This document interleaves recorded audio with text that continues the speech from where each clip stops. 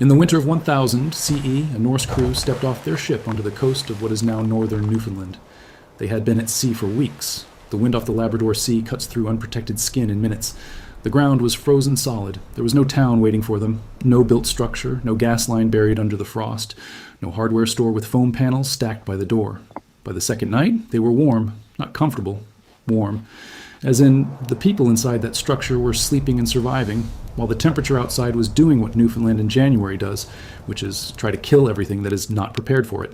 This was not luck. It was not technology we have lost. It was a physical principle so straightforward that your house is already sitting on top of everything it needs to do the same thing, and the technique costs nothing to build. The evidence for how they did it has been in the ground in Newfoundland since the year 1000 CE. Archaeologist Brigida Wallace documented it in full in her excavation reports published by Parks Canada in 2026, the definitive archaeological record of L'Anse aux Meadows, the only confirmed Norse settlement in North America. Those reports describe the longhouse walls in measured detail. Turf, packed earth, some sections reaching 2 meters thick, 2 meters of earth between the people inside and the wind outside. There is one specific thing those walls did that synthetic foam insulation cannot replicate, a thermal behavior that modern building science has a name for, but Norse settlers discovered through 3 centuries of people dying when they got it wrong. That detail is coming in about 60 seconds. It changes the way you think about every exterior wall in your house. The residential insulation industry in North America generates over $12 billion annually, according to IBIS World's 2023 industry report on insulation contractors. Every dollar of that revenue depends on a single assumption, that you need a product, professionally installed, replaced on a schedule, to keep your home from bleeding heat through its walls. That assumption is less than 200 years old. Viking techniques did not get to prove themselves in comfortable conditions. They were tested by open ocean, sub-zero temperatures, and the complete absence of any backup option. If a method worked, the crew that used it survived and taught it to the next generation. If it failed, the knowledge died with the people who trusted it, not struggled, died. And that is the testing standard that produced every technique coming from Norse settlement sites. And it is the reason those techniques hold up in conditions where modern products start to fail. The physical evidence is still there. The turf walls documented at L'Anse aux Meadows by Brigida Wallace. The earth-banked longhouses excavated at Hedeby on the Jutland Peninsula. The major Norse trading settlement occupied from roughly 800 to 1050 CE. Excavated by archaeologist Herbert Jankuhn between 1930 and 1939, and published in his monograph Haithabu, Ein Handelsplatz der Wikingerzeit in 1956. Jankuhn's measurements of the longhouse walls at Hedeby show consistent earth banking on exterior surfaces across multiple structures. Not one experimental building, the established standard across an entire settlement. That is not experimentation, that is engineering. The longhouses at Trelleborg, Ring Fortress in Denmark. Excavated by archaeologist Paul Nerland from 1934 to 1942 and documented in his 1948 publication Trelleborg, issued by the National Museum of Denmark, show the same pattern. Earth-banked walls, turf packed against exterior surfaces, a community of several hundred people maintaining survivable interior temperatures through Scandinavian winters, with no fuel spent on the insulation itself. They did not survive because someone preserved their knowledge. The physics does not need preserving, it does not expire. A meter of packed earth does the same thing this winter that it did in the winter of 1000 CE. But here's the part no insulation contractor needs you to think about: the specific physical mechanism that makes earth function differently from foam, and why that difference matters most when the temperature drops past the point where synthetic products start to underperform. That mechanism is what comes next. This is not a new idea. Archaeologist Elsa Rosedal documents Norse domestic construction in the Vikings, published by Penguin in 1987. She describes the turf longhouse as a passive thermal system. The earth walls absorb heat during the day and release it slowly through the night, functioning the way a heavy cast iron pot holds heat for hours after you move it off the stove. The material stores energy. It does not just block cold, it holds warmth and gives it back. Archaeologist Neil Price discusses the Norse longhouse as an engineered response to specific environmental conditions in the Viking way, published by Cambridge University Press in 2019. The sleeping benches running along the interior walls of longhouses, documented at L'Anse aux Meadows at Hedeby, across the Norse settlement record, were not just furniture. They were earth-filled platforms, positioned directly against the turf walls, capturing heat radiated inward from the thermal mass and holding it at sleeping height through the night. The design was not decorative. Every structural choice was a thermal calculation made by people whose lives depended on getting it right. Then, the late 19th century ended it, not because a better system arrived, because a billable system arrived. In the 1880s and 1890s, Standardized timber frame construction spread through Iceland, Norway, and the Norse descendant communities of northern Canada. Paul Oliver documents this transition in the Encyclopedia of Vernacular Architecture of the World, published by Cambridge University Press in 1997. Oliver notes that in documented cases across North Atlantic communities, early timber frame buildings performed worse in terms of heat retention than the turf structures they replaced. The shift was driven by the commercial availability of processed lumber and the social prestige attached to industrial materials, not by performance data. Not wrong, inconvenient. A turf berm cannot be invoiced at a per square foot rate. A foam panel can. Packed earth requires a shovel in 2 hours of your afternoon. A professionally installed insulation system requires a licensed contractor, a scheduled appointment, and a job minimum that runs into the thousands of dollars in most parts of North America. The knowledge that Norse communities had refined across 3 centuries, from the early longhouses at Hedeby, documented by Yankun, through the fully developed turf construction visible at Lonso Meadows and Brigida Wallace's reports, was not suppressed. Nothing was hidden. Nothing was banned. The billing cycle simply did not have room for free. What you're about to build costs nothing. It starts with one physical principle so simple it fits in a single sentence. That sentence is 30 seconds away. At its height, the Norse trading and settlement network reached from Newfoundland to Constantinople to Baghdad, documented by Ibn Fadlan in his eyewitness account of the Rus Viking traders written in 921 CE, preserved in manuscript at the Meshed Shrine Library in Iran, and translated by historian Richard Fry in his 2005 publication Ibn Fadlan's Journey to Russia. Every settlement operating across that network solved the winter heating problem without paying anyone, without a contractor, without a panel, without a replacement schedule. The U.S. Department of Energy's 2022 Residential Energy Consumption Survey identifies inadequate wall and foundation insulation as a primary driver of excess heating costs in cold climate households. The average affected household in the northern United States spends over $1,000 more per year on heating than a properly insulated equivalent home. Norse settlers spent nothing on insulation ever across centuries of occupation in climates as severe as Newfoundland and Iceland. The physics they used has not changed by a single variable since 900 CE. It is in the ground outside your house right now, and almost nobody's using it. If that stopped you for a moment, this channel exists for that reason exactly. Every week, we recover one technique that the industry assumed you would never go looking for. Subscribe and hit the bell so you do not miss the next one. You have seen this principle your whole life and never connected the dots. Think about a stone wall on a warm afternoon. Touch it at noon, and it is warm from the sun. Touch it at midnight, 6 hours after the sun went down, and it is still warm. The stone did not generate heat. It stored what the sun gave it and gave it back slowly into the dark. Think about a root cellar. Before refrigeration, every farmstead in cold climates dug a hole, lined it with earth, and stored food through the summer. The earth held the temperature inside steady, regardless of what the air above was doing. It was not producing cold. It was holding a stable temperature and buffering the space inside against the swings outside. Your house exterior works on the same principle, in both directions. Below about 2 feet of depth, the ground temperature in most of North America stays in a range that feels temperate to the touch all year round, confirmed by U.S. Geological Survey data on ground temperature gradients. It does not freeze. It does not hit summer extremes. It holds somewhere between 45 and 60 degrees. In the middle of winter, that is warmer than outdoor air by 30, 40, sometimes 60 degrees. When a mass of earth is pressed firmly against your exterior walls and foundation, your heating system is no longer fighting the full outdoor temperature. It is fighting the much milder temperature of the ground. That is the entire mechanism. The earth is the buffer. The buffer is free. Most people who try to replicate what Viking builders did make one specific mistake at the very first step.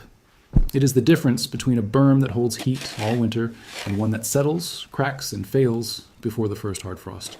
Here is what you need. Here is what you need. I want to be honest about every number. You need a flat spade and a standard garden shovel. You almost certainly already own both, or can borrow them from a neighbor without asking twice. You need access to earth. If you have a lawn, you have turf sods. If your property has no lawn, a landscaping supplier sells bagged topsoil for between $3 and $5 per 40-pound bag. For the north and west walls of a standard house, you will need roughly what fills the bed of a small pickup truck. If you dig from your own yard or a cleared area nearby, the cost is $0. If you want a clean outer edge on your berm, a row of untreated wooden stakes runs about $20 at a lumber yard. A row of stacked fieldstone, if your property has any, costs nothing. That is genuinely it. Here's the one thing most people get wrong when they try to build a thermal berm. They pile loose soil against the wall and walk away. Loose soil has air pockets running through it in every direction. Air pockets are the enemy of thermal storage. Heat moves through air easily and quickly. A mound of loose soil is not insulation. It is a slow leak dressed up to look like one. Norse builders did not build with loose soil, and the structures that survived in the archaeological record confirm this at every excavated site. The walls at Lance aux Meadows, documented by Brigida Wallace, the earth banks at Hedeby recorded by Jankun. Every surviving example shows dense, compacted material, laid in courses, tamped between layers, built with the intention of removing air, not just adding mass. The density is the technology. Everything else follows from that. Here's how to build it correctly. Clear the ground along the wall you're targeting. Remove any existing plants, loose mulch, or debris back to bare soil. You want the base of your berm to start at solid ground with no air gap between the bottom course and the foundation. A gap at the base defeats everything built above it. Cut your first turf sods roughly the size of a large hardcover book, about 12 inches long, 8 inches wide, 4 inches thick. Place them grass side down, pressed firm against the wall. No gaps between sods. No daylight between the sod and the foundation face. Use your heel to firm each piece into position before placing the next one. You are removing air. You're not arranging a garden border. Now here is the step that separated the Norse longhouses, still in the archaeological record, from the ones that failed before the crew made it through their first winter. Stay with this, because skipping it is why most attempts fail. Before you place the second course of sods, fill the spaces between and over the first course with loose earth. Pour it in, then compact it. The heel of your boot pressed down firmly, or the flat face of a wooden board worked across the surface. Do this before placing any more sods above it. This fill layer is what makes the berm behave as a single thermal mass instead of a stack of isolated pieces. Without the fill, each course of turf is separated by small air channels. With the fill tamped between them, the entire structure stores and releases heat as one unit. Lay your second course of sods grass side up. The roots of this upper course will grow downward into the compacted fill layer over the following weeks. Root systems are nature's binding material. They knit the structure together from inside, without any hardware, any adhesive, or any maintenance from you. By the time your first hard frost arrives, the berm is a single living structure. It does not shift. It does not crack apart. It holds. Build up to windowsill height on the target wall. That height is not arbitrary. Cold air in winter is denser than warm air. It runs along the ground in pools at foundation level. A berm that reaches the bottom of your windows is treating exactly the zone where thermal loss is worst in a standard residential building. When you finish each wall section, press the flat of your hand against the outer surface of the berm and hold it there for 15 seconds. You are checking two things. First, the surface should draw warmth from your palm steadily, not the sharp cold shock of bare metal, but a slow, even pull, the way a stone countertop absorbs the heat of your hand. But that steady draw means the mass is beginning to charge. Second, the surface should not yield under pressure. If it gives when you press, the compaction is not sufficient. Work it again with your heel before the next rainfall locks the structure in whatever state it is in. After 3 days of above freezing temperatures, press your hand against the same surface again. This time, it will feel neutral rather than cold, neither drawing hard from your hand nor giving any warmth back.